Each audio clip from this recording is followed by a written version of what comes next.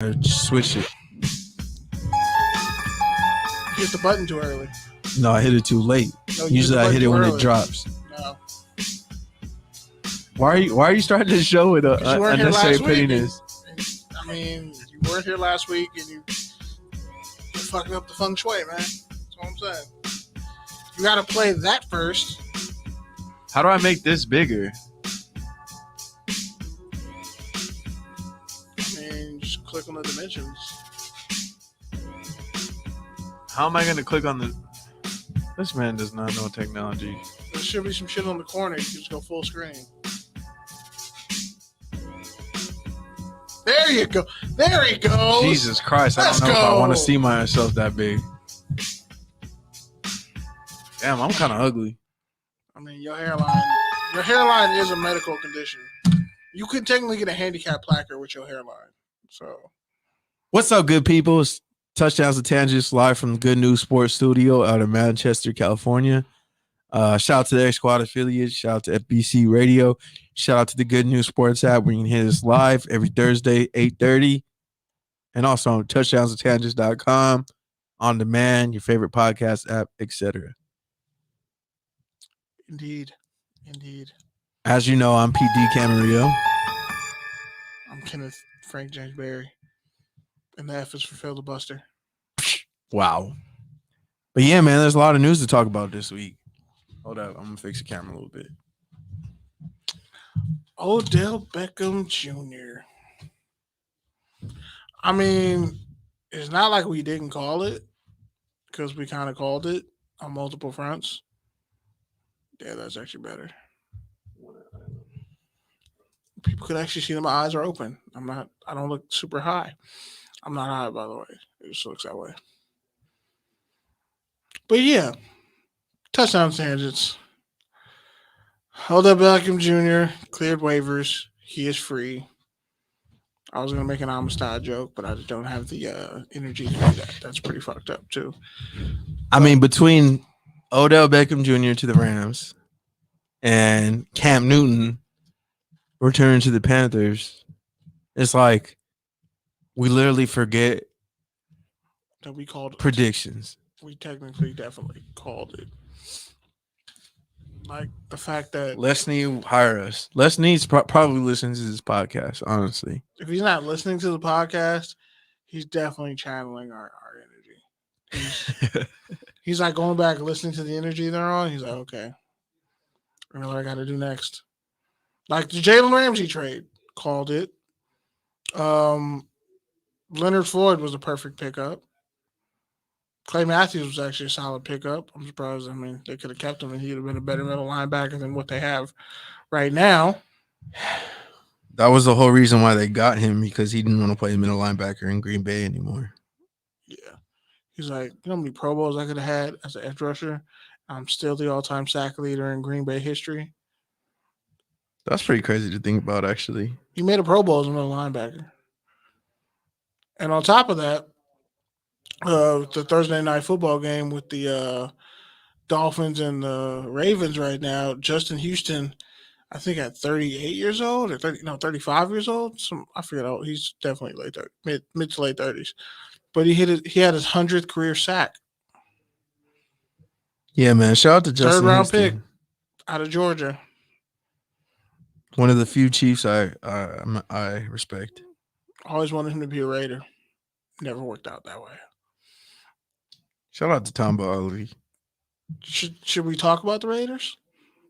Should we just wait to get more depressed? I mean, technically, I wasn't here last week, so I mean, you got something to say about the Henry Ruggs situation? Because I don't really give a fuck about David Arnett or anyone that loves him. So, yeah, Damon Arnett is on some other shit. It was a waste of a pick. Like, bro, he wasn't even a good corner on Ohio State's team. Like, I don't know. It was a worse pick than what's the dude's name? I think he's out of the league now. He played for the Texans after getting traded. Conley, Garyon Conley. Like, yeah, that was a worse pick than Garyon Conley. Yeah, for sure. Garyon Conley actually wasn't that bad. He was bad. He's also a head case. He was bad.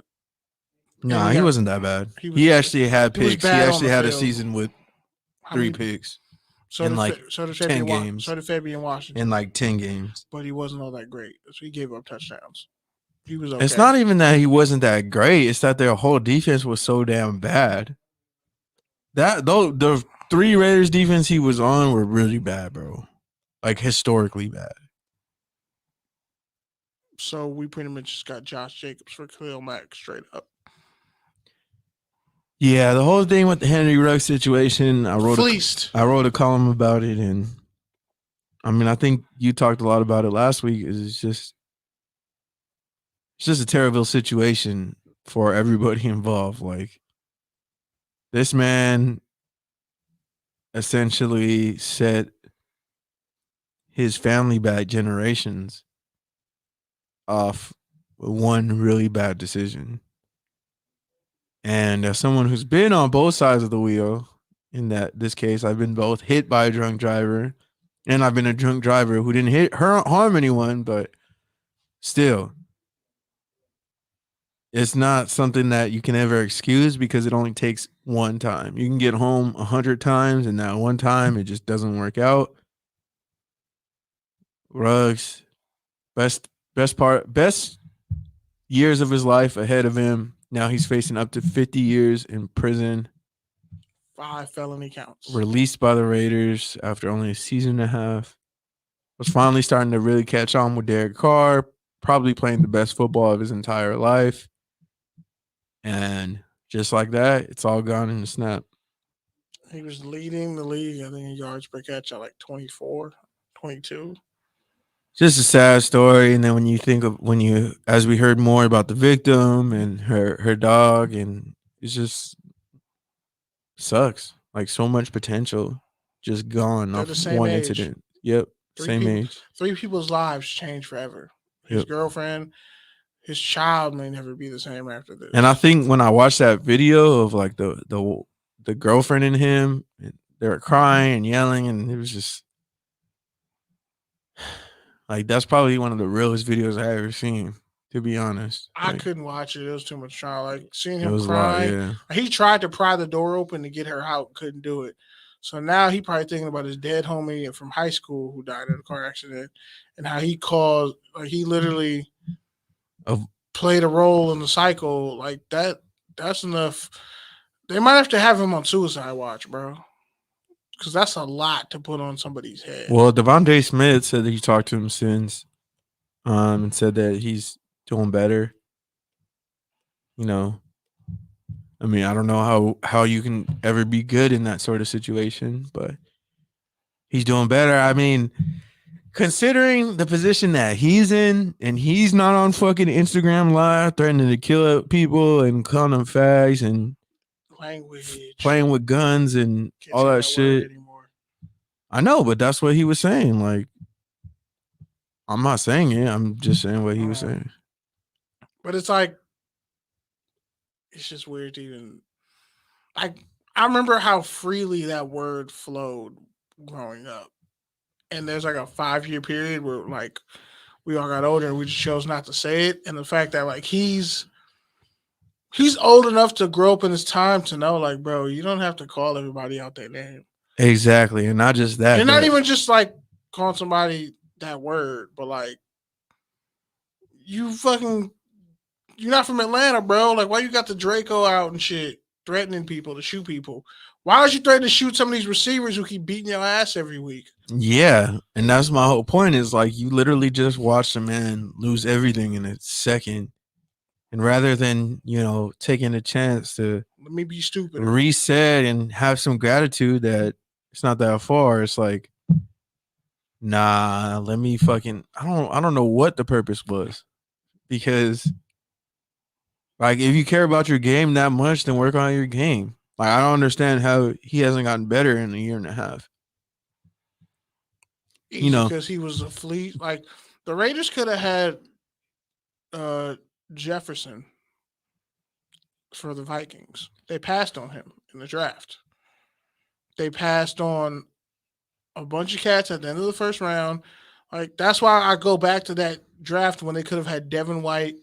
Even if you keep Josh Jacobs, you could have had Devin White, Josh Jacobs, and Montez Sweat. That fixes your defense for the next 10 years.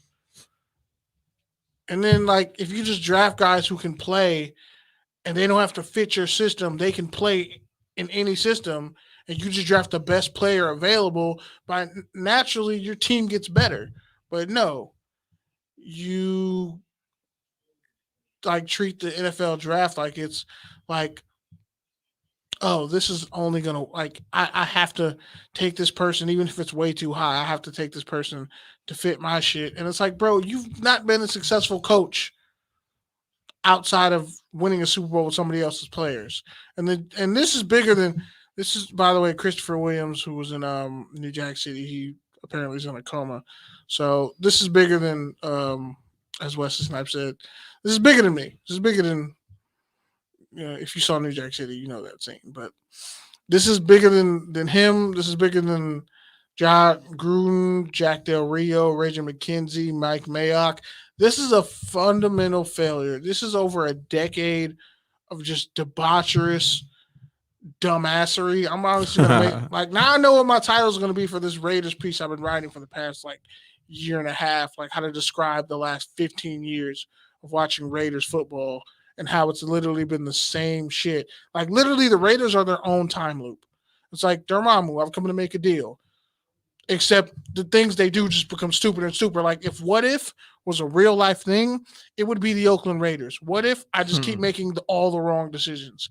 Time after time after time again. The wrong free agents, the wrong contracts, the wrong coaches, the wrong players, or the right players, but not enough infrastructure to actually back them up. Like saying commitment to excellence. Where's the excellence? I don't fucking see any. I see a commitment to just idiocy.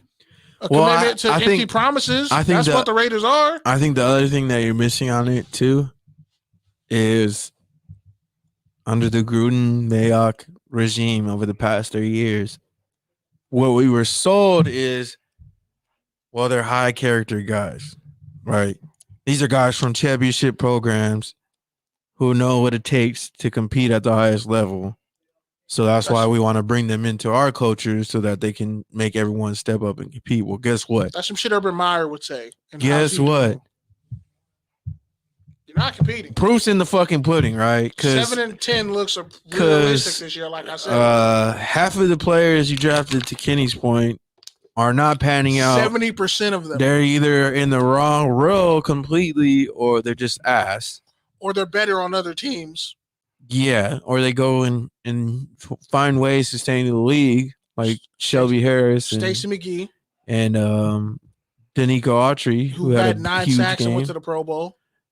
Like, so either Mike Mitchell, players go on and have a better career elsewhere, or we just put them in the wrong spot, or it just whatever. It just doesn't work out. But we were supposed to at least have good guys. Right. Guys who knew how to win. Guys who knew how to play football. Guys who loved football. Well, turns out the one selling us that was actually the snakeskin salesman, 1.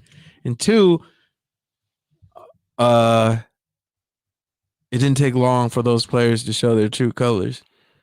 So also, it's literally the equivalent of 3-card Monty. That's what the Raiders have been. And how Davis died. And I think to their credit, they have hit more in the later rounds in the undrafted. But for every Max Crosby and Hunter Renfrow, there's literally 3 Jihadi Wards or Menelik Watson. Mario Edwards. He's still in the league. He's actually not that bad. He's actually not that bad. Mario Edwards Jr. He's not. He's not. Derrick Henry, right? That's bad. That's bad. That is definitely bad. Never. Oh no. Chris. Wait. No. What's the name? The West Virginia safety that got cut and brought back. Carl Joseph at 15. Chris Jones was in the second round. And everybody knew that Mississippi State defensive linemen are NFL ready. Also, we can take this all the way back to one of the first draft classes with what's his name, DJ Hayden. You know who else was? DJ Hayden went 12. You know where DeAndre Hopkins thing went? is, though, in the 20s, bro. I And mean, that's everybody knew bad. DeAndre Hopkins was a beast. Alec Ogletree still in the league. Starlin Tuatelli still in the league. That's bad. Travis Kelce was in that draft. Le'Veon Bell was in that draft. That's bad. Name for me But who not as bad as the fact that they passed on. DJ Hayden is not that bad compared to some of the other picks that we had. But at 12, he had a heart condition. Like at least DJ, he wasn't even the best corner in college football. At least DJ Hayden fucking made a name for himself. That's more than Garyon Conley or Damian Arnett can. Like at least DJ Hayden got a second contract.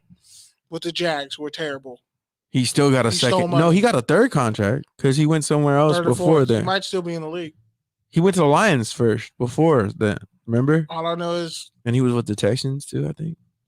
All I know is I think he's still in the league.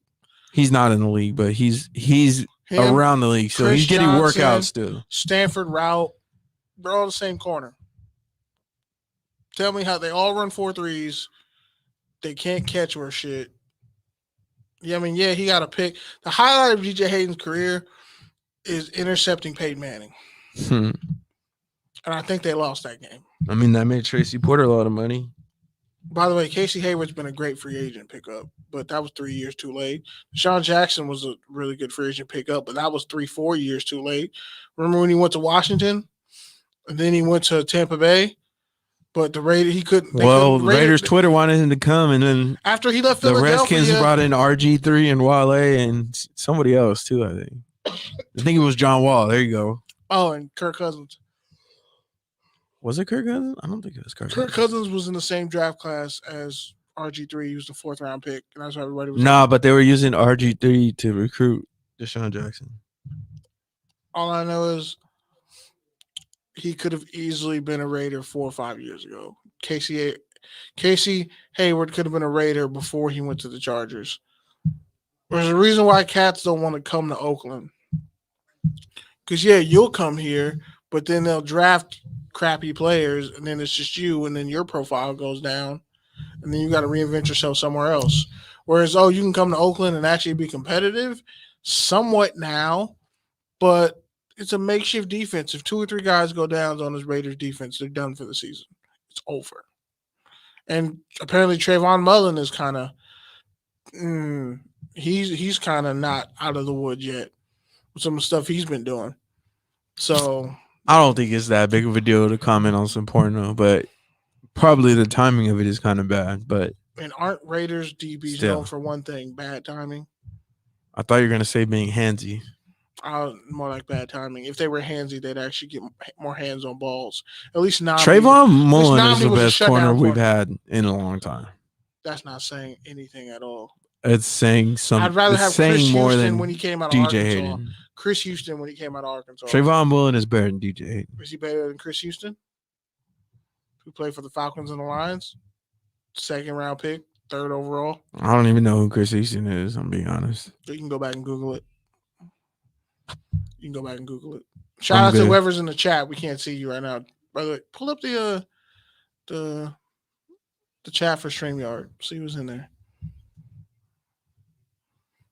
Nobody.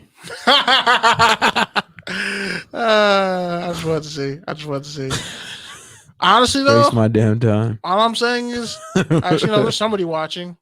Salute to whoever you are out there watching. Probably my homie C's. Yeah, but it's just funny when you really think about it. And this guy, I guess, this kind of curtails into our IG post that went damn near viral. With over like 200 likes. Would you rather have a shutdown corner or a corner who gets a lot of interceptions but gets beat deep? I'd rather have a ball hawk. I'd take a Marcus Peters over a Nami Osmo any day. Patrick Peterson? Lately, he's been getting burnt. Yeah, I was going to say. In his prime, not so much. Well, somebody commented. I'd also take a corner who can tackle over a corner who can't. Okay. Like, Champ Bailey is like a complete corner, right? Deion Sanders, complete corner. But yeah, so take this into account. Darrelle Revis, right? Best corner of his era. Hall of Fame corner. Richard Sherman, I'm still not sold on that. Patrick Peterson, yeah. I think those are the only 2 Hall of Fame corners. All right, bro. We got a lot of news to talk about, so we don't need to go down your fucking wormhole right now. No, get to the point. I'm about to get to the fucking point. I'm right there. Get to the fucking point. You move out the way. So you look at the Rams, right? They got a shutdown corner in Jalen Ramsey. Would you be more comfortable with a Jalen Ramsey or Trevon Diggs?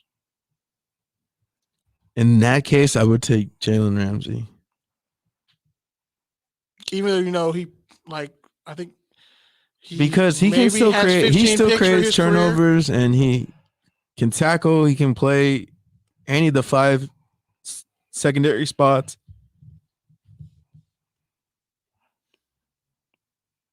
You sure? Yeah. You see why I didn't want to go into this question? Because the answer was short. I thought you had not great radio. Not great radio. I thought you had more to say. Not your best radio. I thought you had more to say, bro. But let's talk about this. That's why sometimes stuff that's on social media is better just left there because it's not always the best radio. I think it's a fair question because I mean, how long is this? You're not taking Trevon Diggs over Jalen Ramsey. I'm not, but it okay. What kind of team I have. If I have the Chargers, I take a Jalen Ramsey because honestly, they need. No, I would take a Trevon Diggs if I'm the Chargers because you need your defense to create points for you when you're somehow not doing so great.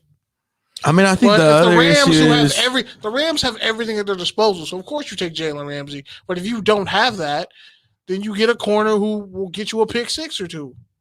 Yeah, fair. If you're the Raiders, if you're going to have Jalen Ramsey on the Raiders, that's pretty much like having Nnamdi on the Raiders. They still ain't going to win shit, and the second corner is getting picked on all game. Well, in this case, they would have Casey Hayward, so it wouldn't be that bad. But, yeah, so Lamar Jackson, this game, surprisingly, I'm just curious with Miami when it comes to the Dolphins. Bro, nobody cares about Thursday Night Football. If they care, they're watching it. Well, this is why we need to run down in, sir. The Dolphins won 20. This is why we do a rundown, good sir. Well, not this week.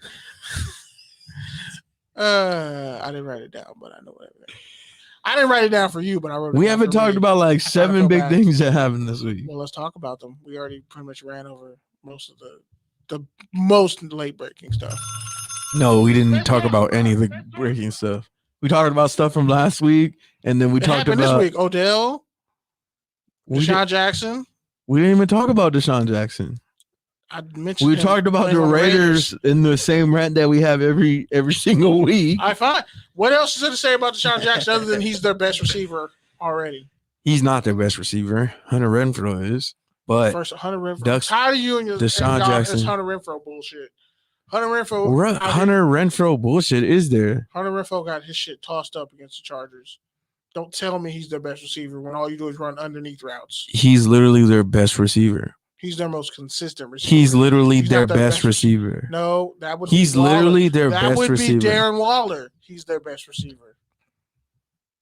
Nobody's afraid of Hunter Renfrow. This goes back to the Clemson days with Tony Brown, the Alabama corner, was like, we just made sure Hunter Renfrow didn't do anything. And there you can kill all that noise. And I've been saying that Hunter Renfrow was better as a second or third option, but that doesn't mean that he's sorry. Okay, you can't be the slot receiver, the third option, and be the best receiver on the team. He's not the third option. He's the second option behind Darren Waller. But what I'm saying is he would be even better if he was the third option. Like had the Raiders brought in a peak Odell, and that was their number one, or had they had kept Amari Cooper, Hunter Renfrow would be a great third receiver, fourth receiver. Be awesome. But he's not. And it's the same thing kind of with the pass rush situation. It's like Max Crosby was good last year or 2 years ago.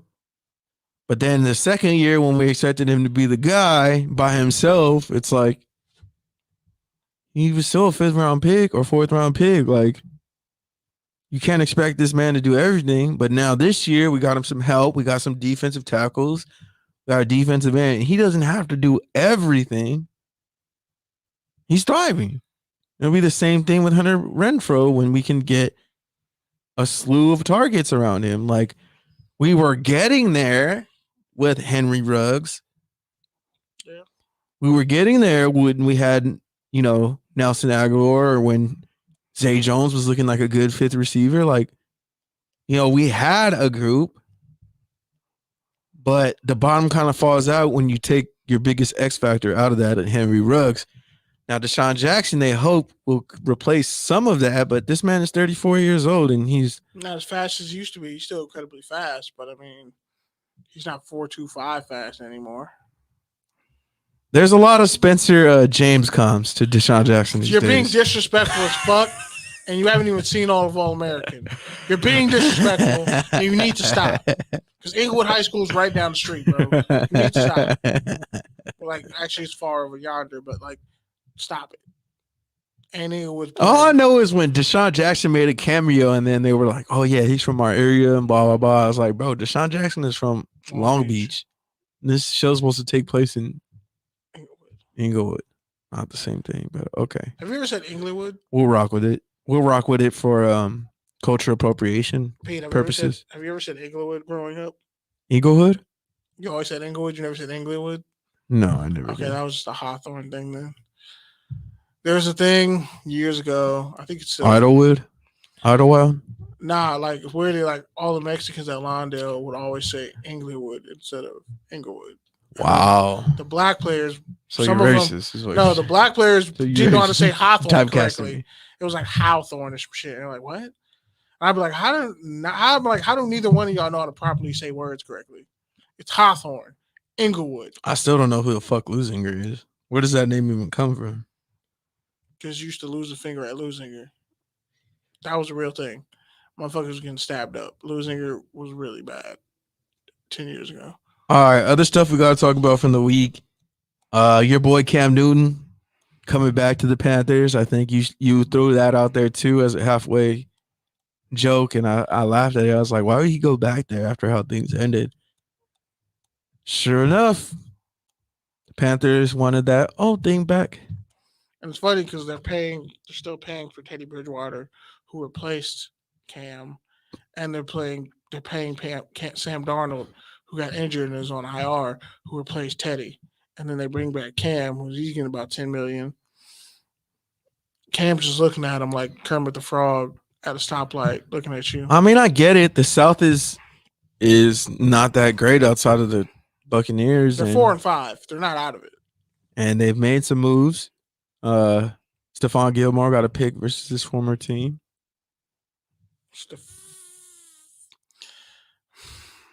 I said his name wrong? No, I was about to say something else, but never mind. What, you going to say he's the most overrated great corner of all time? No, he's technically the best corner to come out of the Carolinas since, like, Chris Campbell. South Carolina, North Carolina, Dre Bly. Yeah, Clemson? He's better than all the Clemson corners. Because, yeah, Gilmore went to South Carolina. He's technically better than all the South Carolina corners. Yeah. The best corner of the Carolinas. Like, they have a defense that's there. That's, like, right there. But, man, if they could just fix that offense. Like, DJ Moore is a good receiver. Robbie Anderson is a pretty decent deep threat half the time. He's like Ted Ginn Jr., but without all the drops.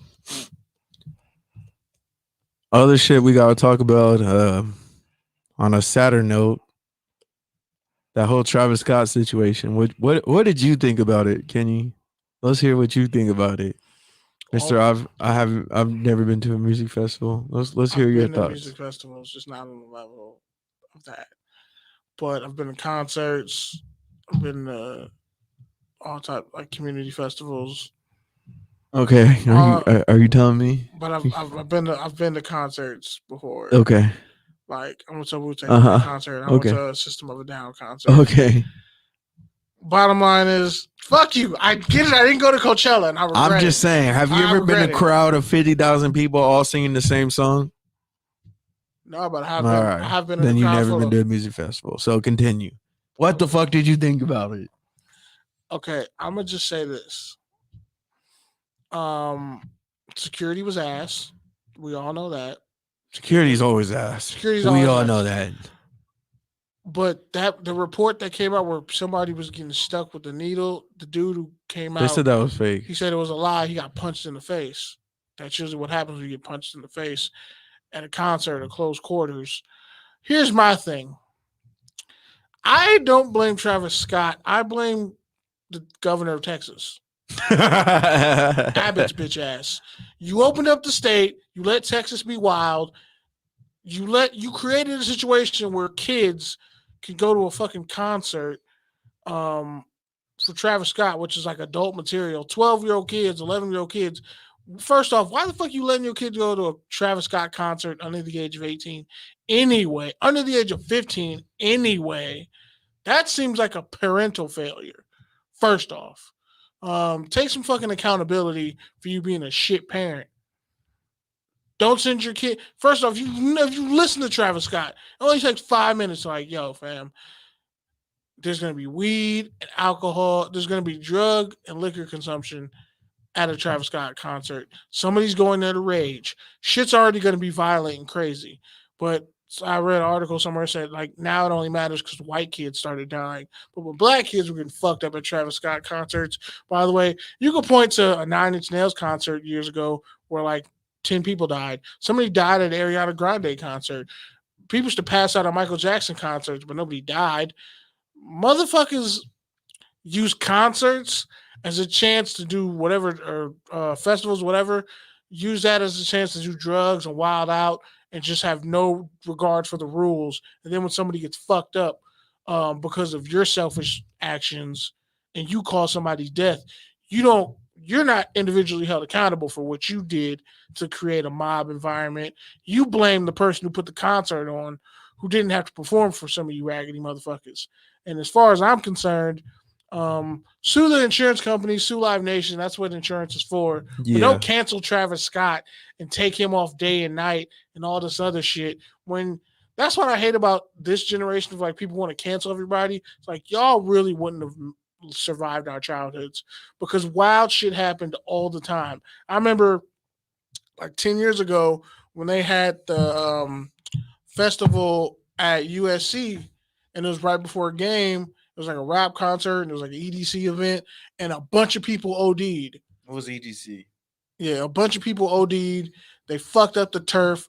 USC was pissed about it. The Coliseum was pissed about it. I'm like, well, that's what happened. You held a fucking rave. What do you think people do at EDC? Drugs, alcohol. Do you love drugs? I'm sorry, like, can we not act Me like too. people don't go Me to too. festivals and concerts to get fucked up and be inebriated and do whatever they want? Like, come on. So don't sit up here and blame Travis Scott and want to make him the fall guy for all this shit and Drake the fall guy for it. When that's just whack. Because again, nobody held Ariana Grande accountable when somebody died at her concert. I'll just say this: And he's willing to pay for all the victims, as someone and who's everything. as someone who's seen Travis Scott 5 times, like, Should've known what better. the fuck do you expect? Thank you. Like, I'm not gonna go as far as you to say like, oh, you shouldn't bring kids under a certain age. You shouldn't. Because I mean, they listen to the music, they buy the music, they're buying the shit too. So, hey, if your kid is responsible enough and you have that sort of relationship where you can go with them, like it's probably better for them to experience their first concert with your parent But if and you learn go how by to do it yourself, responsibly. there were kids there by themselves. Responsibly. There were kids by themselves running through those gates. With that, I don't know if I would take a 9 or 10-year-old or 11-year-old in the actual pit, period. Let alone the pit of a Travis Scott concert. And if I do, I'm damn well sure I'm going to have a big enough group to where we can have some space, to where we can look out for each other if we get lost, to, have enough water to pass around, all that shit. Medical equipment. Like, motherfucker, who brings a medical equipment to a fucking... You'd be surprised. People bring shit like that. Motherfuckers who have asthma go to concerts. I don't know if bro. you could bring an EpiPen to a festival. You'd be surprised what you could sneak into a festival. I don't know if you could bring a fucking EpiPen Niggas into bring a drugs, concert. bro. People bring drugs in the festivals. You tell them you can't bring in a fucking EpiPen. You security won't be like, oh, okay, here's a metal tent. You can leave. That's how I know you're a fucking square, bro. No, I'm not a square. I just know. Imagine everyone. Hey, I brought this drug. I brought this drug. Bro, I went Kenny comes out. I got an EpiPen in my fupa. Like, no. I don't need an EpiPen. Fuck you. No, I went to a Lupe Fiasco concert a couple years ago. You might need an EpiPen if you got too much fucking sugar. No, that's not how that works. I don't think you understand how EpiPens work. If anything, How diabetic coma works. I was just gonna make a hair follicle joke, but never mind. It's not even worth it. Never mind. But anyway, when it comes to that shit, bro, at concerts they do have like shit set up. Like, oh, you hard of hearing? Do you need like medical? Like no, yeah, I know. Motherfuckers in wheelchairs have been at concerts, so don't tell me like you can't have safety precautions on your own to go to a concert. Like, bro, if you're going to safety precautions are bringing water and bringing towels and bringing hand sanitizer. Shit they got to bring with them, bro. I just told you. I guess, bro. When I went to Big Show at C-Sun, there was a motherfucker in a wheelchair who had his own like shit. Like they had things prepped for him. They're like, okay, if you need such and such, like certain medical, whatever. Yeah, but you're also talking about event hosted by a government institution versus but I'm saying a shit show. They have that. It was a shit show because it's Texas. Yeah. Texas is a shit show. But I'm saying the other point, anyways, I don't really care about your fucking EpiPen. I just wanted to point it out. EpiPen was just I don't know why you keep holding on to EpiPens. I'm just saying that's like bringing fucking Tim's to the beach, bro. Like, I mean, was Odell not on a boat with Tim's? My point exactly. Yeah, but so people. And how many receiving touchdowns has he had since then? 15. Yeah, your stomach answered that question. Your stomach dropped as soon as I asked that.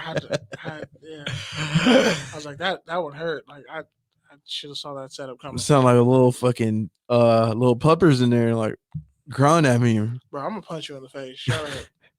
But nah, seriously though, like people the other thing, Travis Scott. The other thing I'll say is this: I think if Travis Scott, because I mean it was his own festival, so I think that if he cut any corners, there was anything that were recommended to him by the venue or the promoter or even his team, and he was like, "Nah, we don't need that," then I think he does have some responsibility because that's why you do go to the music festivals.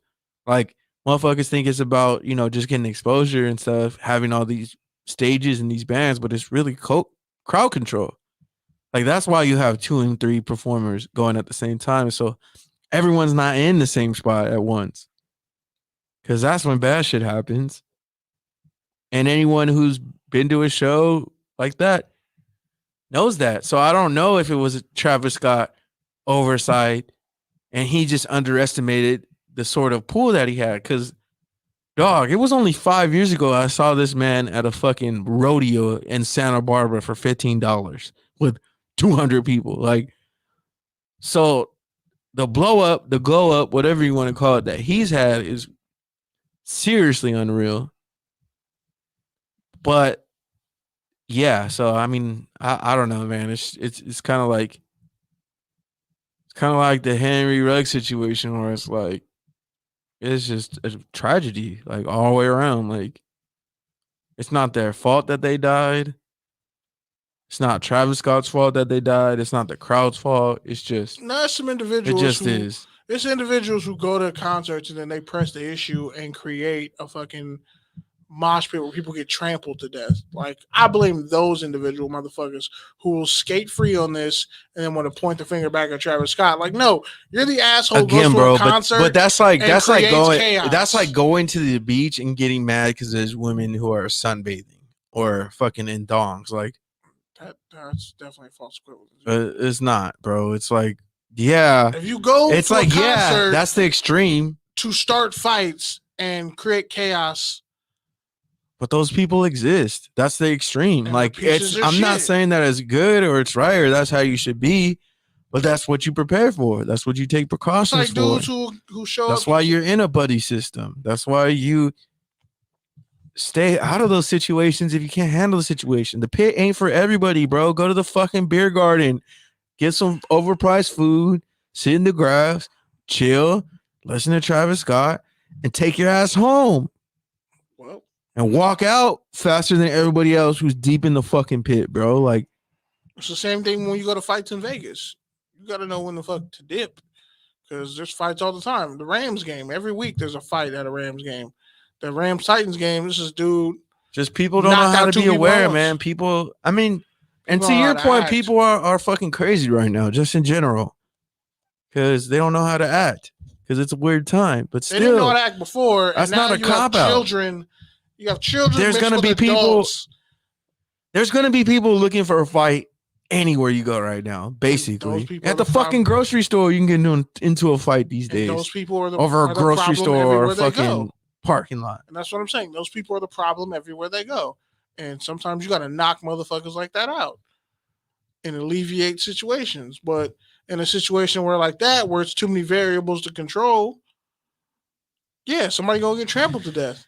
And it's then Texas, people bro. were trying to blame Travis, you know, because him and Drake were partying after, and Bro, you know they were stop trying the to say show. he didn't stop the show and that his photographers didn't do what they were supposed to. But it's like, bro, Photographers are there to shoot. there's their fucking job to shoot. That's literally their job, to keep fucking rolling, keep the shit on Travis Scott no matter what happens, because you never know what's gonna happen. That's the whole point. Go to security for that if you want them to stop the show.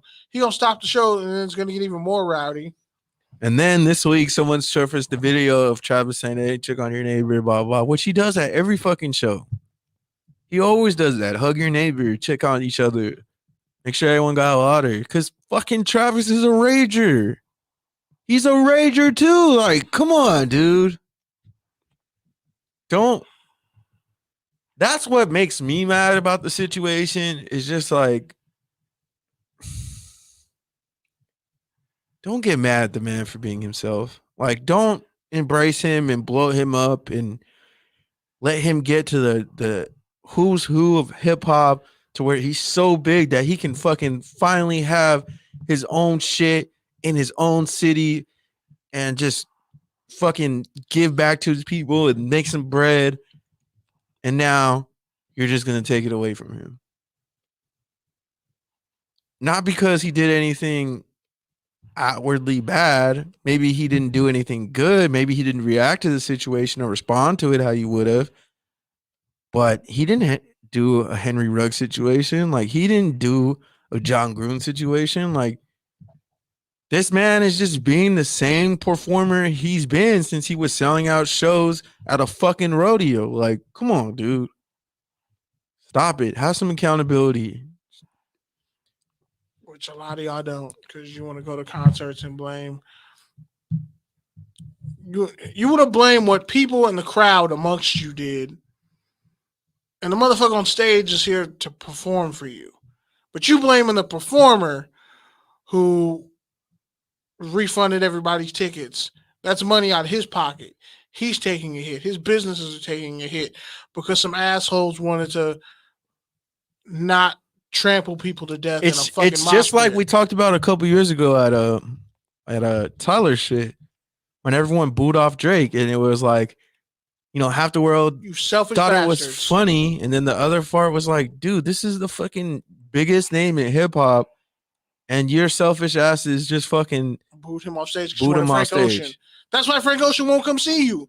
You gonna boo Drake? You're definitely booing Frank Ocean because we know he's boring. Perform bicycle, eat a dick. That's what he'll probably say. Well, Tyler will probably say that. Tyler will tell you all types of fucked up shit.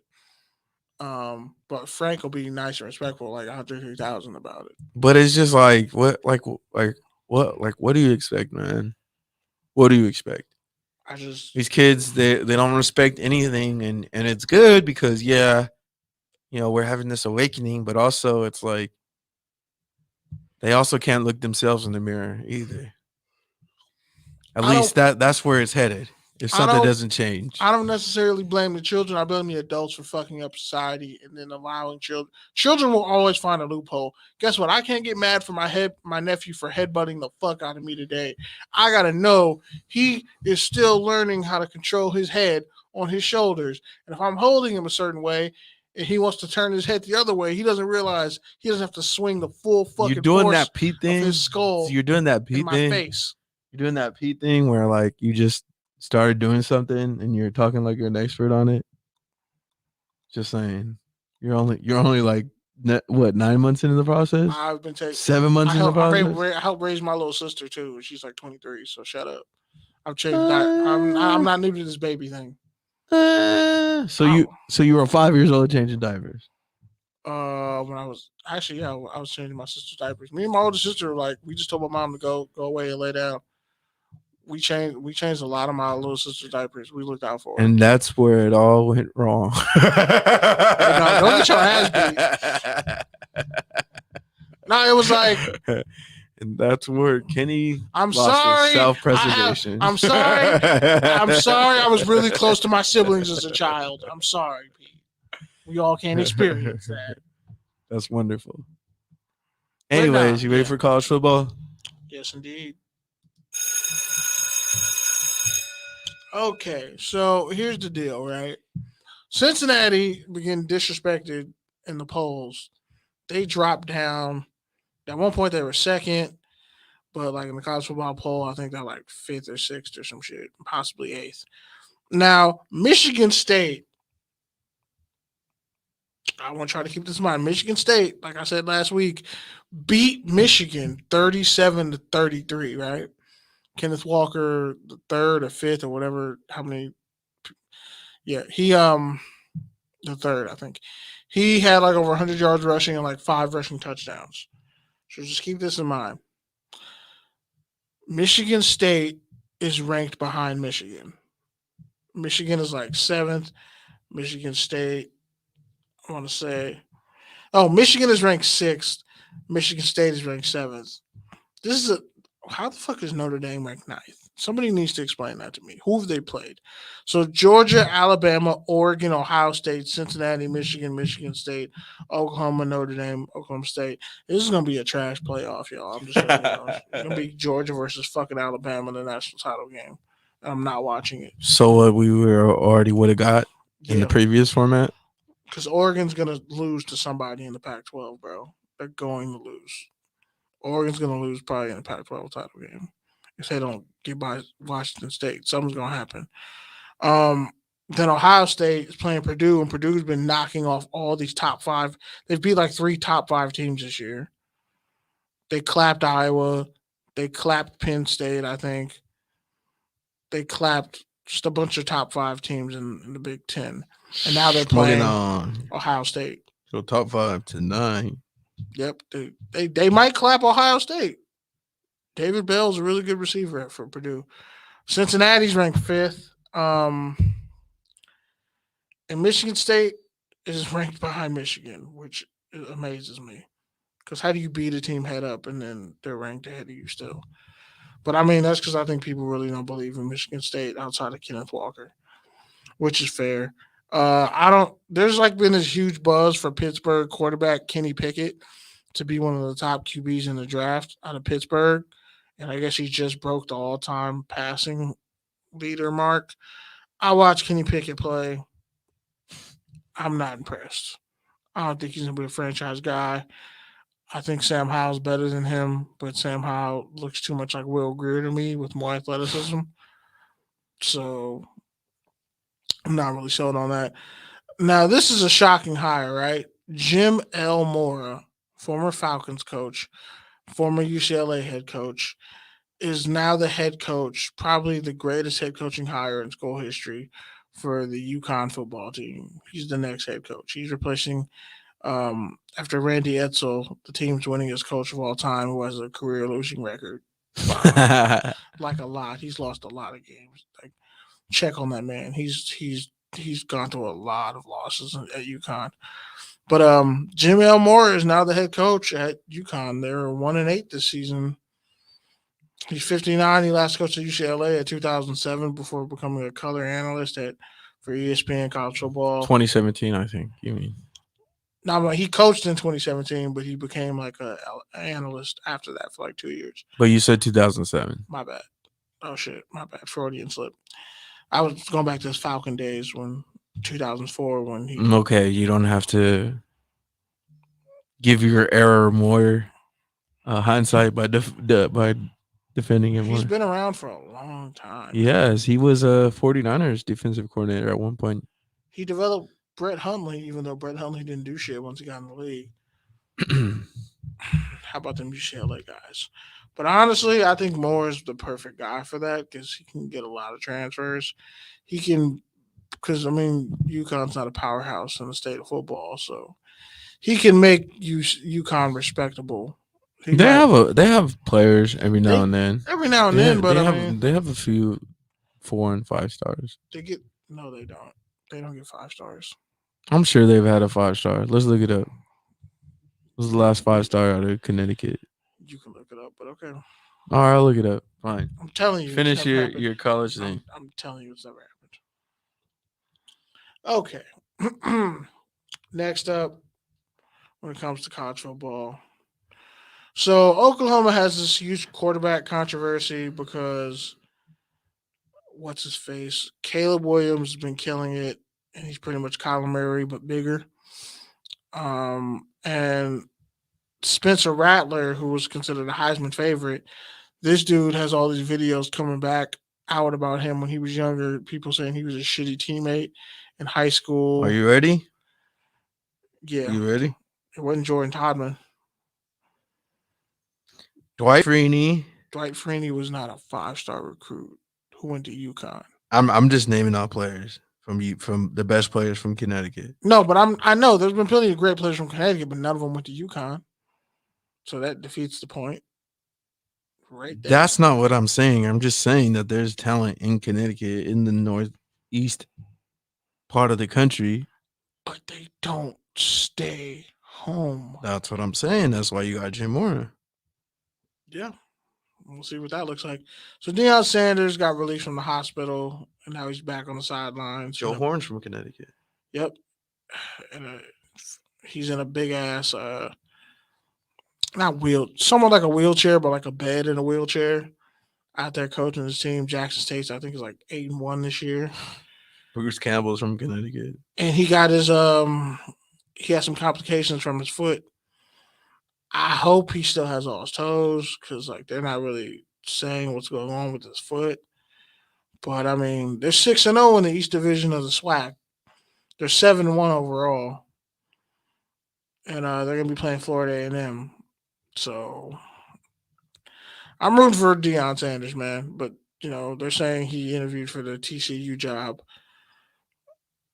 We'll see what happens. But yeah. The Cal USC football game got postponed because Cal got COVID. They've had a huge outbreak. They postponed it to December 4th. And yeah, these playoff rankings, it's just they kind of gross me out. I just don't even if Alabama loses, this is going to be the most ass kickingest like championship game. This might be the weakest playoff ever. Like, let's really think about this. If Alabama loses, right, one more time, they're going to be out of the playoff.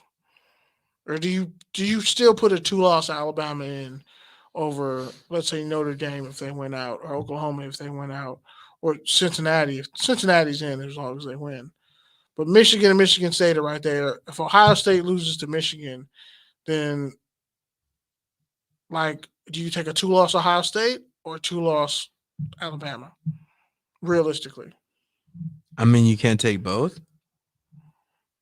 Is not the point of having a expanded playoff format?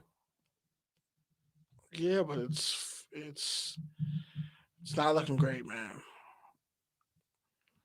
It's not looking great at all. It's just like they picked the one format to like easily fuck everything up. Like they should have just went with 8 teams or 16 teams and just made it easy. But instead they went 12 teams, which kind of just made it an extra game. Like you just really threw in extra games to make the teams who already didn't have a chance have less of a chance because they're just going to beat up on each other one more week before they get beat up by the big dogs. Yep. Right? Is that not a fair way to look at it? Especially with the SEC and the Pac-12. Like you just prolonging the inevitable. Which, by the way, tangent, but our podcast was posting Thanos memes before all you other sports media outlets. Go look at the fucking archives. TDs_tangents. Just saying. When we were only 11 likes on that shit, and now we're in like 200. Now everyone wanted to use a Thanos meme this week for Odell and for Cam Newton and for a number of other things, but now everybody want to see our meme and then post the same meme and then post a different quote. Like, nah, bro. There's a reason why, like, when we post some shit and the caption is the part that strikes you the most, the picture just catches your attention, but the caption, oh. But anyway, this man over here trying to argue copyright and piracy by saying his captions make the meme transformative. I mean, fair use, bitch. Fair use. All right, so can we move on to touchdown or turnover? Yeah. All right. Or do you want to take your tangent first? Whatever sound comes up first. That's what I like to hear. That's pretty much, yeah. I really don't believe Kenny Pickett's going to be a good NFL QB, but okay. All right, so first up, we got here. I got this one for you. Oh shit, Jimmy Lake. Did you want to save that for this, or you can do it? Okay. But I'll go for first up, man. News dropped this week. Former Utah Jazz great Deron Williams is going to face Frank Gore, former 49er and Colts great. Is that how we going? Frank Gore, the long one of the most underrated running backs ever. Third all-time in rushing. They're gonna box on the Jake Paul, Tommy Fury undercard. You gotta take her tangent on it, Kenny. I mean, motherfuckers can't do cameo shoutouts. Can we just be honest? Like y'all can't start a podcast network. Like y'all can't invest in some Bitcoin or some tech shit. Like really, your only value to society is getting on a fucking app and beating the shit out of a fellow athlete? Like, that's what we've come down to? That's been going on forever. It's sad, man. It's sad because Frank Gore had options to play for another NFL team. I don't want to see Frank Gore get any more hits to the head. I don't want to see Deron Williams finally get in shape, like, for a fight. Come on, man. That man is a father. He got like 87 kids, living his best life. I'd rather see Deron Williams at the Drew, bro, hooping, doing what he does, flushing on somebody, coaching, teaching people how to play. Because I mean, he was kind of ahead of his time too, as far as being a big point guard. And then Frank Gore, like you said, he could still be playing in the league. It's like, is this really what we come down to? Playing in the league like what, 15, 16 years later? And yet we can't even get fucking old rappers to fight each other. We can't get boxers who actually want to box to fight each other. Fuck. And that's the other thing that makes it sad too. Canelo it makes cherry picks fighters. Because it makes a great sport, like boxing, a sport that I've always loved, even if I don't follow it seriously as I used to. Like, I enjoy boxing. I enjoy the sport of boxing. I enjoy the technique. I enjoy the personalities.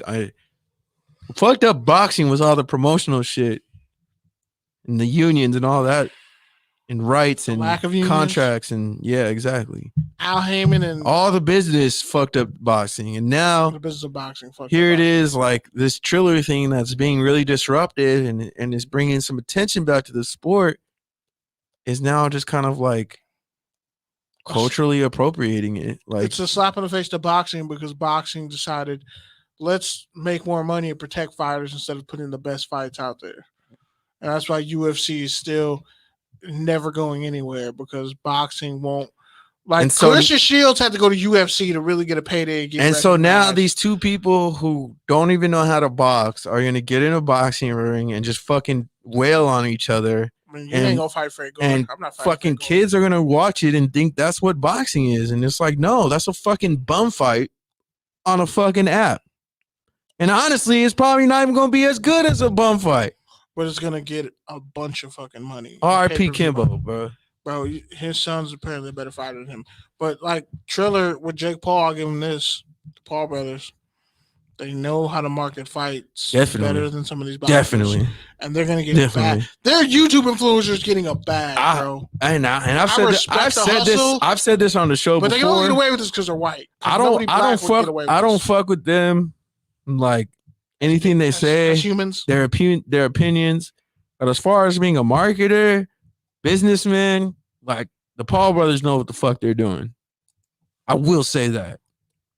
And honestly, they're an example of like why you should let the 20-something-year-old actually have some fucking empowerment and some resources and some tools and be in charge. Let them feel like they belong. Because when you get like Al Heyman and what's the other guy that everybody hates? Damn it, it's right there on tip of my tongue. We know his name. Pacquiao's Bob Arum. Bob Arum, Al Heyman. Those are really the only two games in town, Eddie Hearn. It's really those two and Eddie Hearn. Those are the three promoters, right? So if you're not on PBC and if you're not on Top Rank, Golden Boy ain't shit without Canelo. We know that. De La Hoya don't do shit, but get caught up in scandals. Like Deontay Wilder and Tyson Fury saved boxing. Because who the fuck else did you care about fighting? Tank fights nobodies. Gary Russell could be fighting people. Shout out to Fred from the Barbershop Conversations.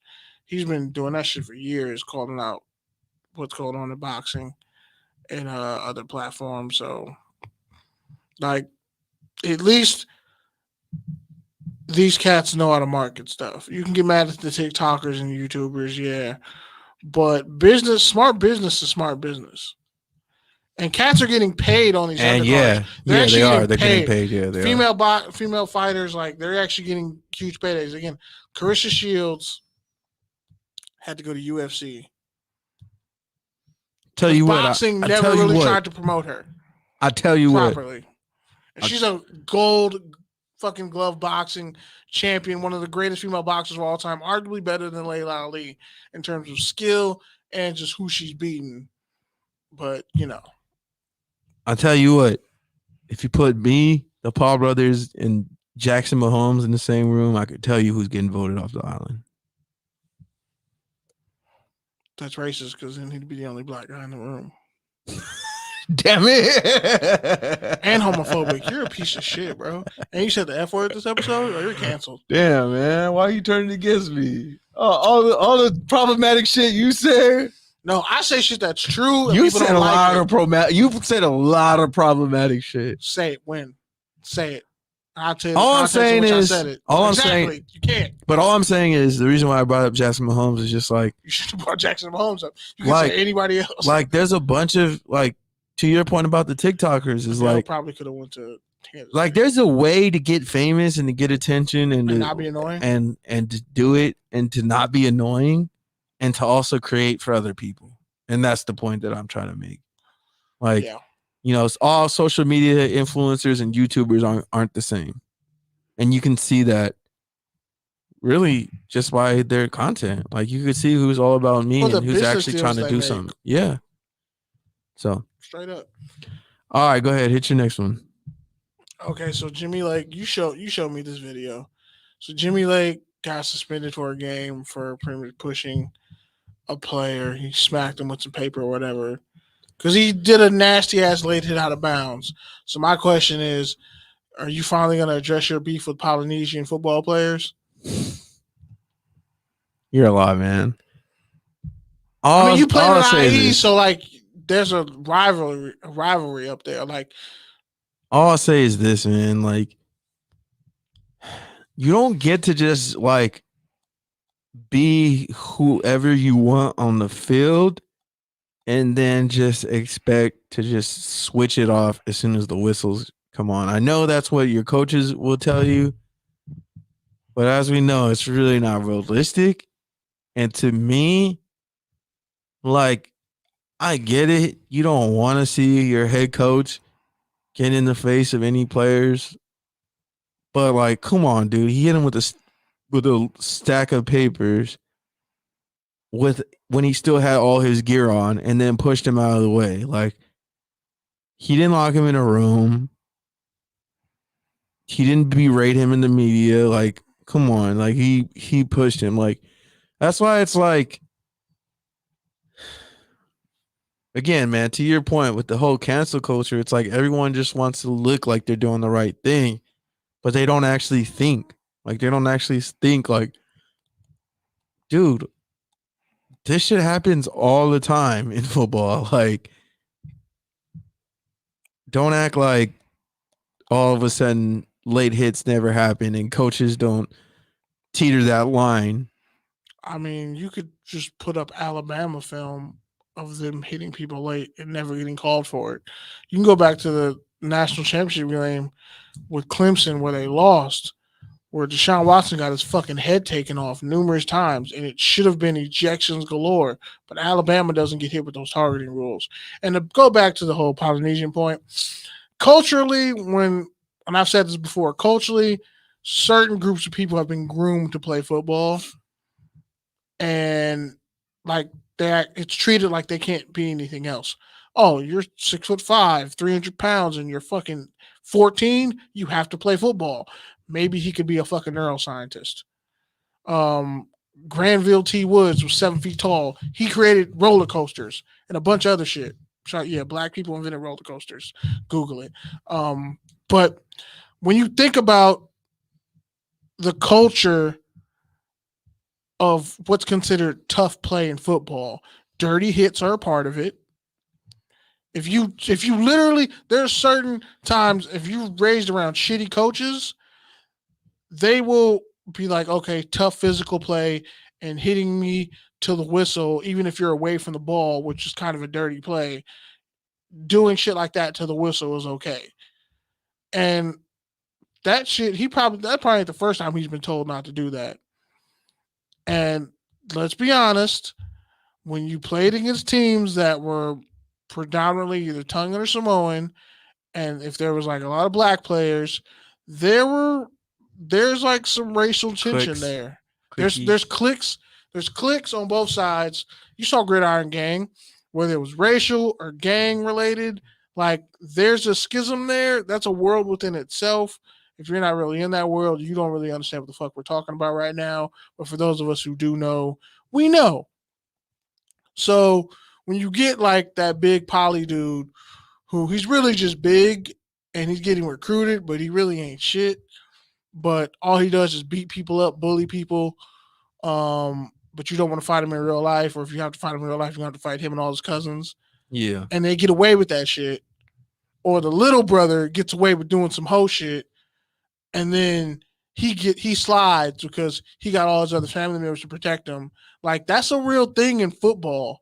Like that's a real problem that people have with Tongans and Samoans, depending on where you grew up. So I think the point you're trying to make is if the head coach doesn't put him in his place and check him, nobody else was going to. Yeah, and if he doesn't put him in his place, then that behavior continues, persists and manifests, and then everybody thinks it's okay. Yeah, and then I get it. The thing you get away with is the thing that will ultimately be used against you.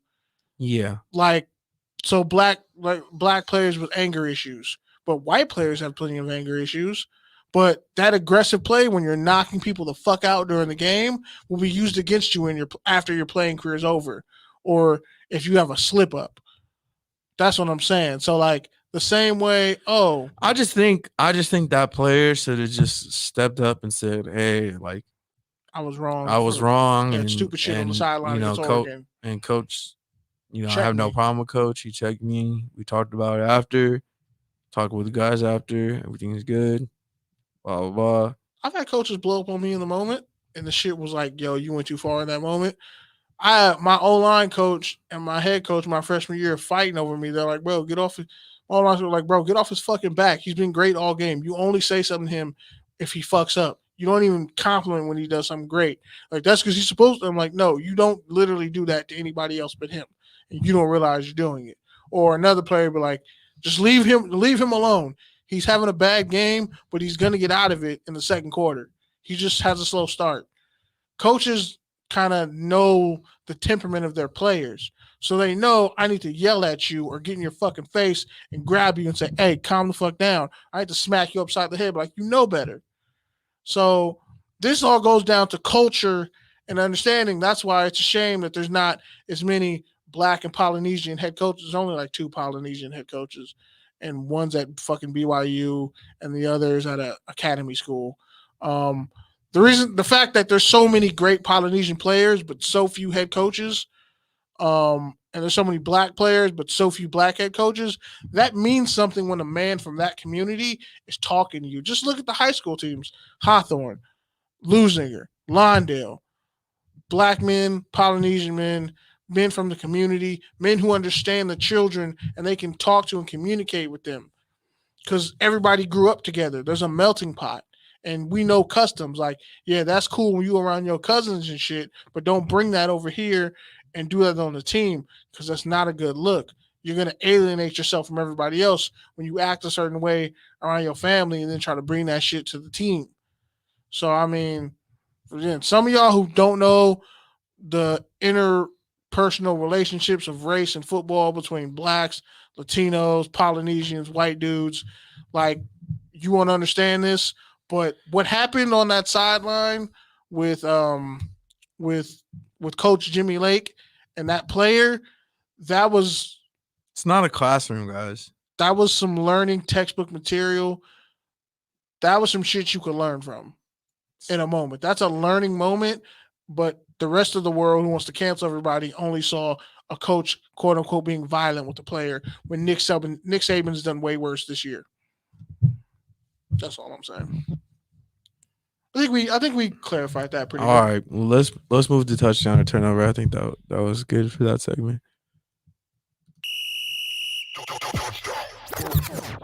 Let me go. All right, go ahead. So Najee Harris called out ESPN reporter for fabricating a fucking story about him when he was homeless in college. He was sleeping on the floor, and it was just all types of dread. And he was like, "I didn't sleep on the floor. I slept in a bed in college, bro." Like, yeah, I was in a homeless shelter, but like, you got a lot of stuff wrong about that story, and he called him out on it. So touchdown or turnover. It's a touchdown or turnover. Did you actually hear about the story? No, I didn't. Okay, well, touchdown or turnover. Najee did right by calling out the reporter for pretty much getting a chunk of the story wrong. I mean, I'm painting him in a negative light. I'm gonna say it's a touchdown because, again, who else is gonna call him out? Who else is gonna say you got this story wrong besides the person whose story it's about? And I also think, everybody loves a good homeless to Harvard story, and we've seen so many of them across football, and they're wonderful every time you see them. But also, that doesn't mean that you have to fish for them. That doesn't mean you have to take it there, because also it kind of recreates a stereotype, right? Doesn't that play into the whole like model minority thing? Or the simplistic slave Negro who likes to sleep on the floor instead of sleeping on the bed because he's more comfortable. Steve Levy told us. I don't know about that, but I think it's in the more black just community, like creating that stereotype. That trope is real. Creating that stereotype of like, oh yeah, everyone who plays football and is black is coming from this poverty and sleeping on the floor and desperation. And if they didn't make it, nobody else in their family would have, and nothing good would have came out of their life or their lineage. Because it says Steve Levy, ESPN Steve Levy told a story about Harris' freshman year playing at Alabama, where he allegedly spent his first few weeks sleeping on his dorm room floor instead of a bed because he was, quote, just more comfortable, just used to that, in reference to Harris being homeless during his childhood. And Najee Harris said they made I slept on the couch. Whole thing up. Dog, I've slept on the couch. I've slept on the floor. I've done all that shit. And honestly, people really do sleep on the floor. Like, it's comfortable as fuck sometimes. The floor is pretty comfortable. I've slept on tables. It's usually cooler than anywhere else. You ain't got no fucking the balcony. Honestly, some of y'all shoes be cleaner than your fucking sheets. If we're really being honest, so some of y'all don't understand that colors and colds. And the motherfuckers hot water and cold water just be plopping on their bed and couches and got all types of holes in it and shit. Like fucking up his back. Like some of y'all managed to not dust your fucking couch off the whole semester. I get it. Sleeping on the floor is underrated. 100%. Levy said he would be donating to his but that's why to his but that's also what happens when you have somebody who's never been in that situation to where telling the story. He said he's going to be donating to the Bigger Picture Foundation and encourage others to help. And also, they've been saying Najee Harris's name wrong. Because, bro, like, imagine if we talked to him, right? And we were like, we talked to him. And, I'm from Oakland, so I understand. And he'd be like, yeah, you know, like, I slept on the floor and shit. We'd be like, oh, okay, cool. Like, we slept on the floor too. Like, oh, yeah, I used to sleep on this floor. Like, I slept on that floor. Like, oh, to a bed, toes to head. We know what that means. Okay, cool. But guess what? That's not going to be a fucking lead in our story. That'll be like you. If like, we talked about all this shit, and you only mentioning the sleeping on the floor thing. That's passe. Exactly. Yeah, and it's just like that's not the fact that we would fucking hinge our story on. We would talk about. It would be something we'd laugh about. It'd be something that we'd bond over. It'd be a heartwarming story, like when Kanye said, the worst thing he ever did was sign Big Sean." I don't know why you said it like that, but that really had nothing to do with this. Because that's definitely the next question. All right, go ahead. So touchdown to turnover. Kanye West on Drink Champs Part 1 said that signing Big Sean was the worst thing he ever did. And John Legend, but who gives a fuck about John Legend musically? But yeah, how you feel about that? Because he also talked about Just Blaze and Talib Kweli, which is actually pretty fair. Because, you know, fuck Big Sean is a sellout? Big Sean is a sellout. Big Sean is a sellout. He put money in that woman in his mama's pocket. You can't text Big Sean to his face. You can't text Big Sean and tell him he's a sellout.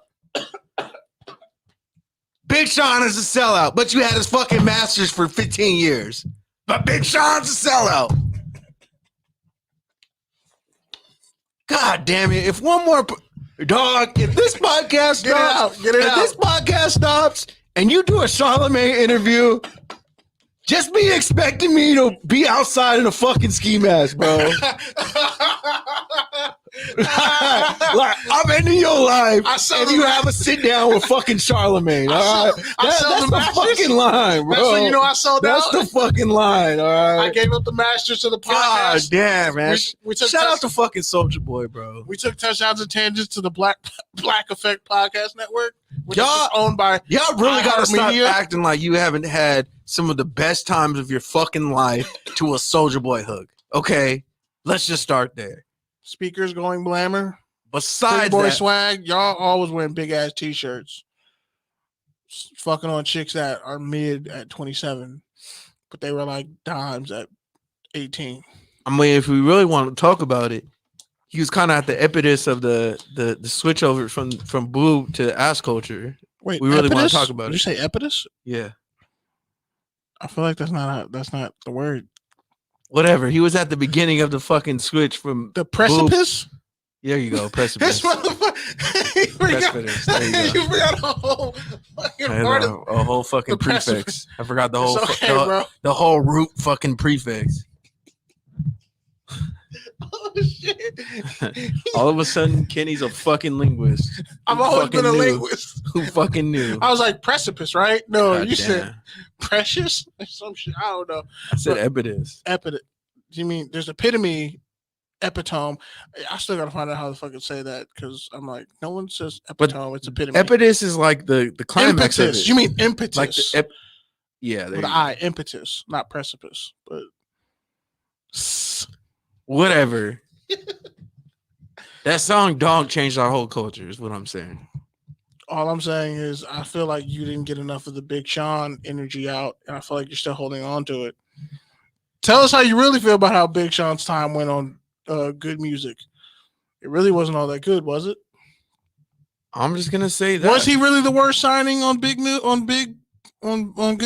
Because Kanye really wasn't doing shit for years. I'm gonna just say this. Who the fuck is on Good Music nowadays? Because I don't know. Anymore? Is it still Cudi? 2 Chainz got off. I don't know. And I don't so even, much music 2 Chainz was never even on Good Music. He was just hanging out with them. He was never actually signed? To them. No, he was never signed. It was like Rockefeller when Joe Budden got a chain but didn't get a chain. Basically, he was kind of like a free agent. He was just kind of vibing with them, blowing up his name. It's just like Travis Scott was actually not ever on Good Music. Yeah, he never was. He was signed as a producer on Good Music, but as a rapper, he was signed to Grand Hustle. How do you compare? Like what? Who on TDE is the Big Sean of TDE? I don't know, man.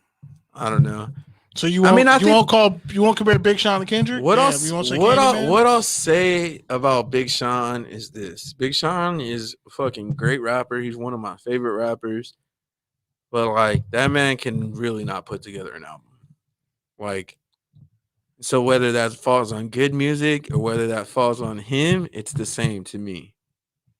So he's a singles rapper, is what you're saying. He's a singles rapper. So is he above or below? But he also has bars. He also has bars, and he also has songs that are like low-key outros or party bangers. Like his outros hit all the time. Like his intros and outros hit. He has bars. He's just really versatile. Like he can really do a little bit of everything. He could make a hit.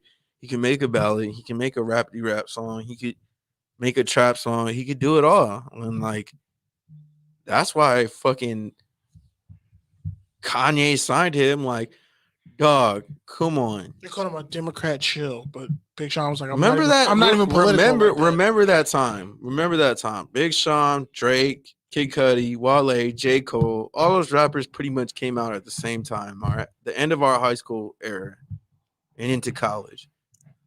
Like, dog, I don't even think you remember. Like, people were saying Fushon was better than Big Sean at that time. Like, say who? Exactly. Say Flowshon? Fushon. Who the fuck is Fushon? Exactly. Exactly. Exactly. Like, I remember the double XL cover. I don't know who the fuck you just said. Exactly. And I remember Chris Houston. The only other thing I'll say about Big Sean is this, like, you still didn't tell me who he is on TDE though. He's not Absol. No, he don't make beats like that. So he's not Schoolboy Q. He's not that charismatic. You can't compare Good Music to TDE because Good Music got a lot of rappers who are already established. Exactly. They signed Nas, they signed Common, they signed John Legend. That don't fucking count. Big Sean was really Common on Good Music don't count, bro. Big Sean is like Kanye's only big discovery. Who else has he discovered? You can't say Dwelle. He's put people on. Like, he's helped people get to the next level. Cudi? Nah, not Cudi. But who else did Big Sean put on? And I get it too. I get where Kanye's coming from because he does know his mom. Like, Big Sean's rapped about it. How you say he's an asshole? He took me around the hills with my mom. Who in his fucking Benz when we were from Detroit didn't have shit. Who was doing that? Nobody. And then when Kanye ran for president, Big Sean apparently, went against him. I just want, but that's also that fucking privilege asshole shit where it's billionaire shit. everything I do is great, and if you don't support it, like fuck you. It's like That's Gemini shit. nah, That's bro. just rich asshole shit. Both. It's both. But yeah, I mean, I don't know. I don't know what else you want me to say about it. I wasn't really offended by it. I wasn't really afflicted by it. mean, I you kind of yelled, expected it. You said he's a sellout. You kind of snapped for about 15 seconds. Nah, I was just trying to fucking make the point that Kanye just got shit to talk about everybody, but he should be saying it to that man's face instead of fucking running to Charlemagne and saying it. He For was what? talking to Nori on Drink Champs. Whatever. I thought it was Charlemagne. No, it Fucking was Nori, bro. bald dude. My bad. That's fucked up. That's really fucked up. And Nori's Puerto Rican. As Nori said, That's what I said. I said bald dude. I didn't say black dude. That's fucked up. I said really bald fucked dude. That's really fucked up. I'm explaining to you in the car why that's really fucked up. Why they got beef? Nori and Charlemagne got beef? Nah, but Probably. all those they probably fucking, got beef. No, all those East Coast podcasters are like gross to me. Like, take Joe Budden. I mean, Nori cool, but I was never like a Nori rap fan like that. Like, yeah, he had a couple hot songs. I'm like, New York rappers think because they were hot in New York that they were the hottest thing ever, and it's like, bro, Nori wouldn't even make a top 20 list in California. If like there was a versus with Nori versus Game would wash him off the fucking face of existence. And I think E40 is better than Game. By the way, oh yeah, one of my coworkers said that E40 sucks, and I was just like, Anyways, lost a little bit of respect for you there. All right. So do we have anything else for touchdown or turnover? Fuck. Yeah. Okay. God damn it, I forgot it. Never mind. And if I remember it, I'll just save it for next week. All right. Well, I mean. Oh wait, no. Touchdown or turnover. All the local LA high schools around here, they're all in the second round of the playoffs. Meaning Inglewood, Hawthorne, Lawndale, Lusinger. Like, since you have connections to Lusinger. Touchdown or turnover are them going all the way in their division. I don't fucking know. I know you don't follow high school football, so it just makes me laugh. Like, fuck it. We'll talk about it next week. There was a joke about Roosevelt in there, and you didn't get it, so never mind. Don't worry about it. I don't get what the joke about Roosevelt is because they're actually in a higher division than all the teams you just listed. And I know never mind. Just Norco and Centennial are Division 1, sir. Norco's D1? I thought they were D2. They're the last seed in D1.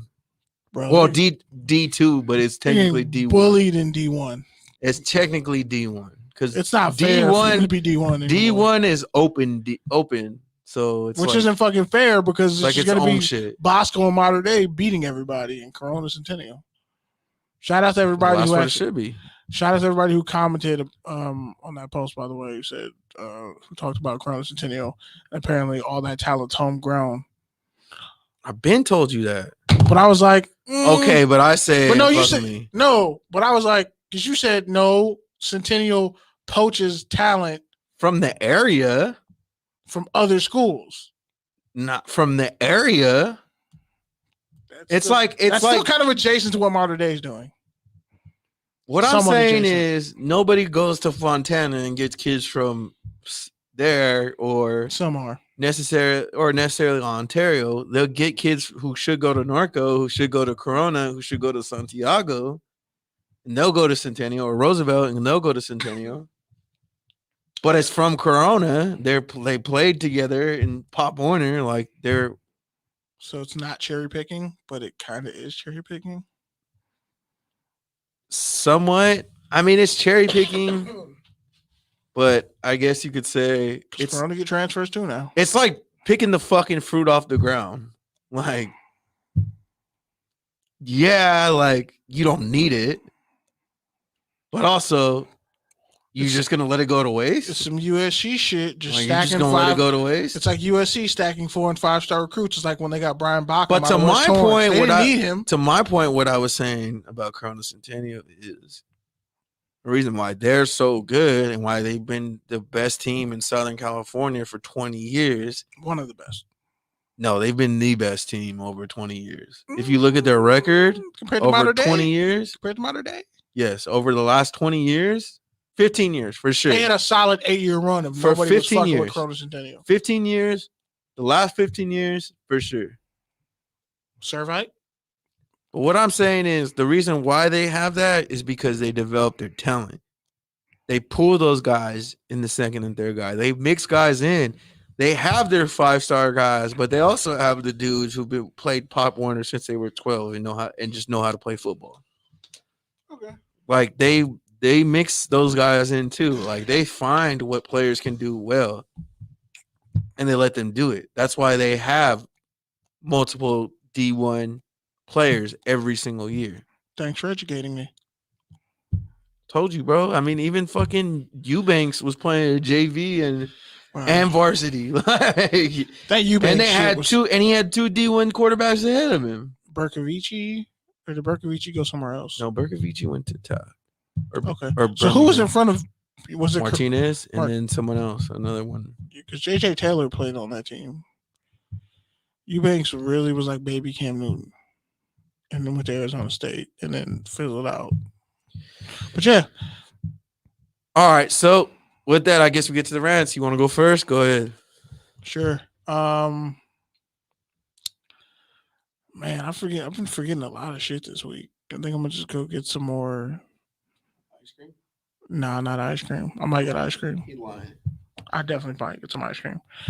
But man, like the holiday season's coming up. I was talking to my grandma today, and we were just talking about my nephew, and she started talking about like all the stuff I did when I was a baby that I don't really remember.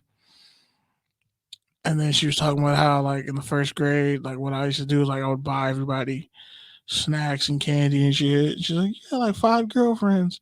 I was like, one of them I taught how to read, and we just started laughing, and she was like, yeah, you had like an insane amount of money for somebody who was like buying cookies at lunch every day. Like the lunch lady would literally just hook me up because she knew I was buying people food and shit.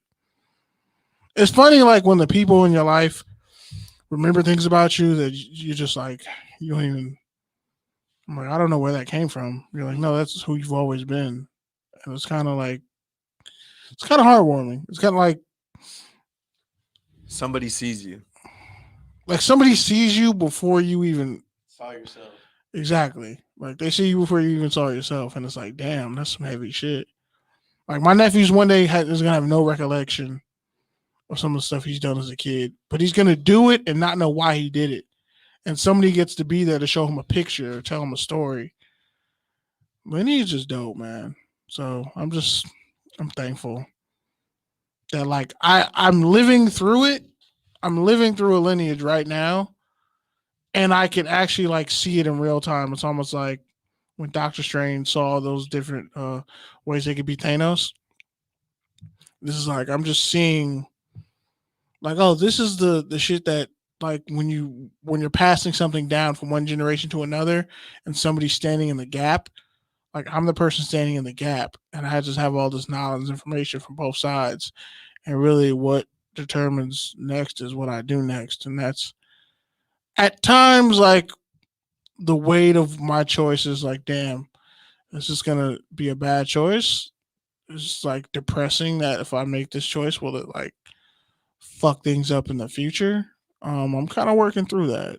So yeah, it's weird. Like with me, like with my granddad, I think this is like 25 years he's been gone, damn near. And I'm looking at my nephew and I'm just like, this is weird. This is like a weird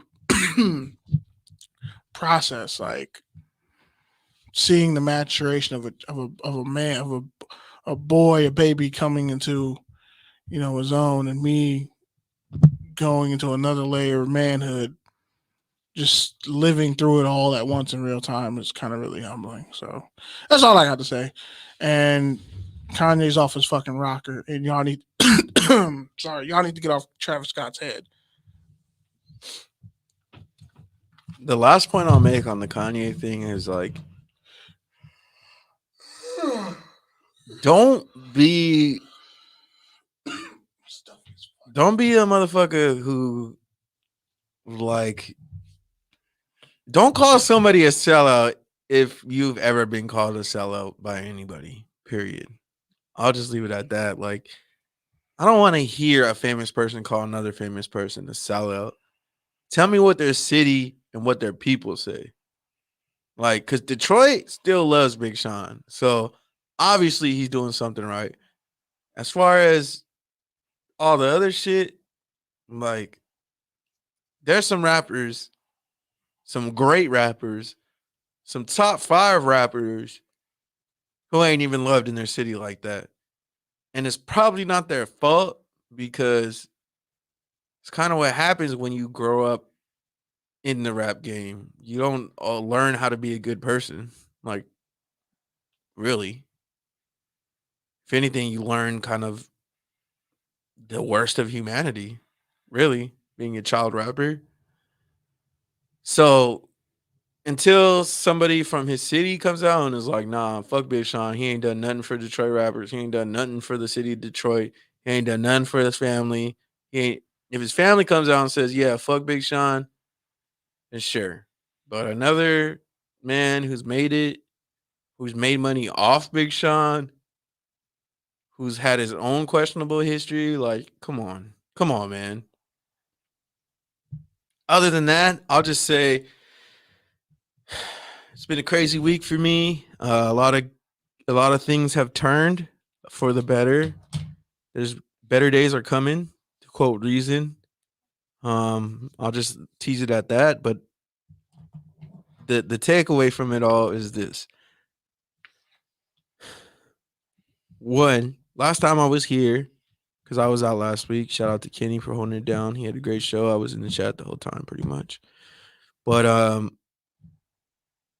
and part of that kind of pause that I took was from the Henry Ruggs shit, all the shit with the Raiders, like, and just all the shit in my life just fucking catching up to me. And a few days later, everything is looking up. So I'll leave it at this.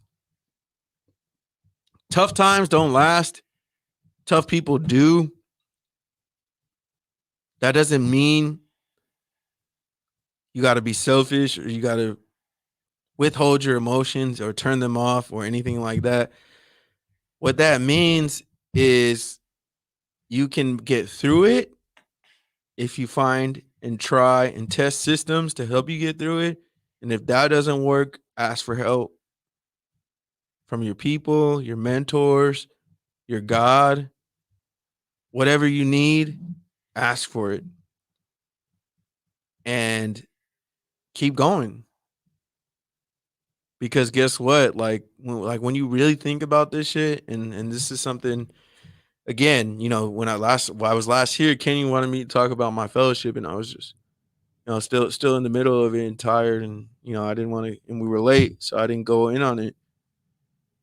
But the value of finding a tribe is like really underrated, and wherever you find those in school, organizations, where you work, you got to just really hold on to that because those are the sort of things that fill you up, help you feel fulfilled, and exponentially allow you to do a lot more and to reach heights you never reached.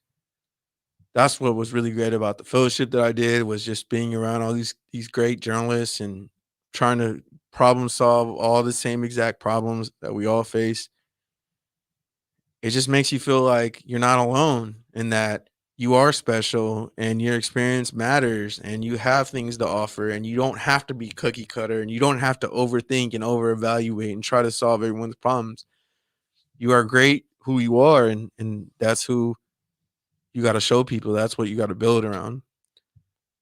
So yeah, again, man, first of all, persevere. Second of all, ask for help.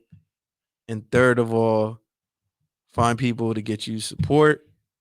And with that, support people as well. Lead from where you are, wherever you are. You don't have to be a team captain to be a leader. You don't have to be a manager to be a leader. You don't have to be in leadership to lead. Like you can lead from where you are. When shit hits the fan, do people come to you and ask you questions?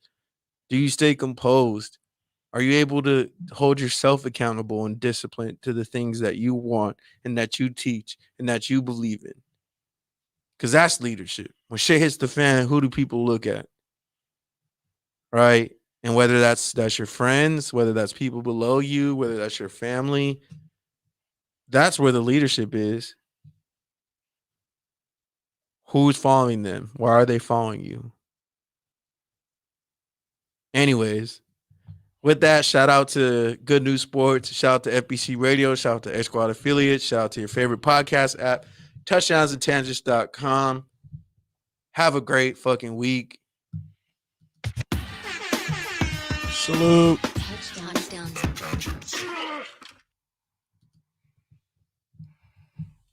Peace out, StreamYard.